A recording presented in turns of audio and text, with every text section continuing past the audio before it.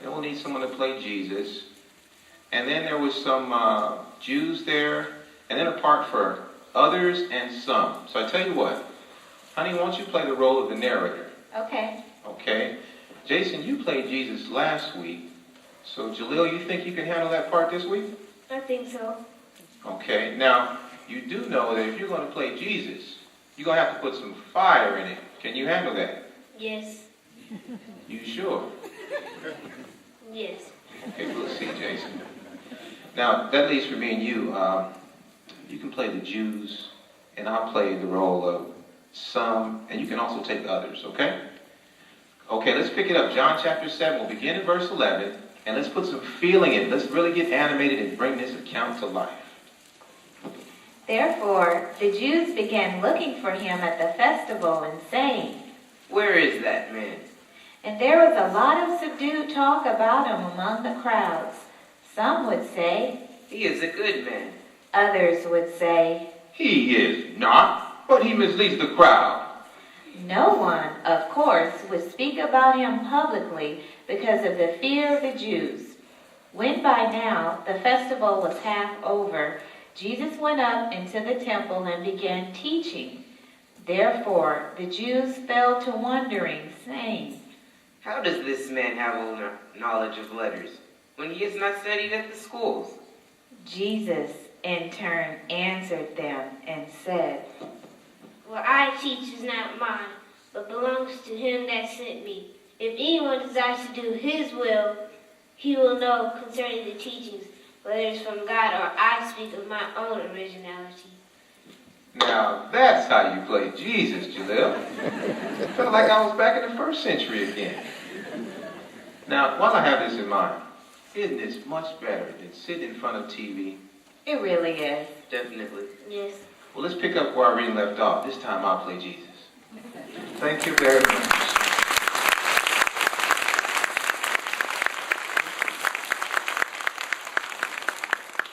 We see then how 1 Corinthians 10 verse 31 really goes into all aspects of our life, including television watching. But now we'll focus on another area, and that is the usage of the internet. Now with the internet, the family heads have a heavy responsibility. They must do two things. One, they must uphold godly principles from God's Word, the Bible. And secondly, they must give direction to their family based on information from Jehovah's organization. Look in, please, to find out how this can be done. Hey, Brianna. Hi. Brianna, who are you talking to? Oh, just some friends. Friends we know? No, someone I met online. Is that her picture? Yeah. Where does this link take you to? Oh, just some of her favorite songs. Have you ever listened to any of them? Some of them. Where does she attend meetings, Brianna? Meetings? Oh, I don't remember. She is a witness, right? Yeah. Well, at least she says she is in her profile. Well, Brianna, the internet is a very important and very useful tool for us. You and your brother use it to do a lot of research for your homework at school, and even your mom and I use the internet to do research as well. But there is a certain concern and a caution that we must take, and that is appropriate and inappropriate use of the internet. Just like there are predators on different neighborhoods, there are also predators online. People, when you're online, you can be anyone you want to be. And that's why people, we have to be cautious as to who we're talking to online. And that's the reason why your mother and I decided to put this computer in the central part of the house.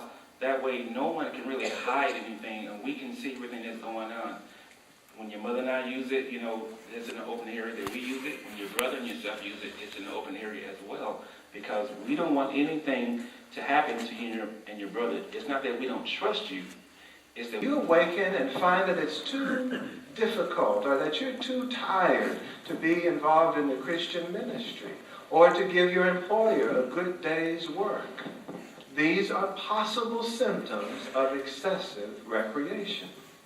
But we've been talking a little bit about television, So let's look in now at a family who is watching television together.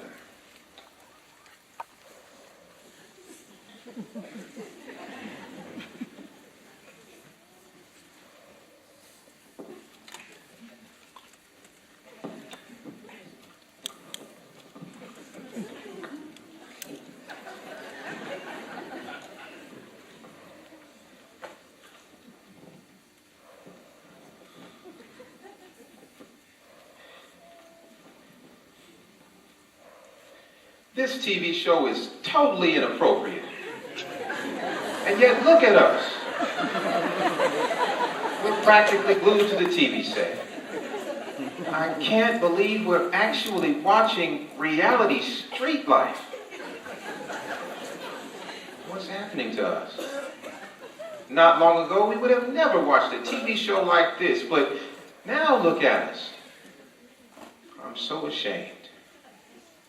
As husband and father, it's my responsibility to protect my family from influences like this, not feed it to them.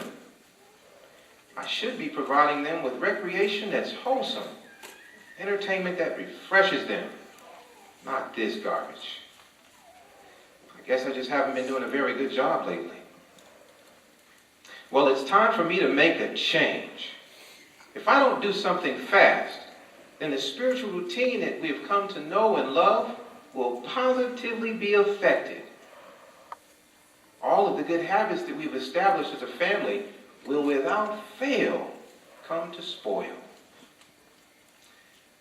That reminds me of the timeless words of the Apostle Paul. He said at 1 Corinthians 15:33, "Do not be misled. Bad associations spoil useful habits." Do not be misled. I think it's time for me to share my concern with the family. Now, notice how the father assists his family with some practical information. Well, I'm so glad we had this conversation. It's really proved to benefit us as a family. As you can see from our discussion, it's a very serious issue. And I'm glad that we all feel the importance and the need to make some adjustments in our television viewing habits. As you've seen from our consideration of God's Word, the Bible, the principles therein, and also the helpful Watchtower articles, we need to make some changes. In fact, the Awake, the 2006 Awake magazine had some really helpful suggestions in it. Of note was the clear direction.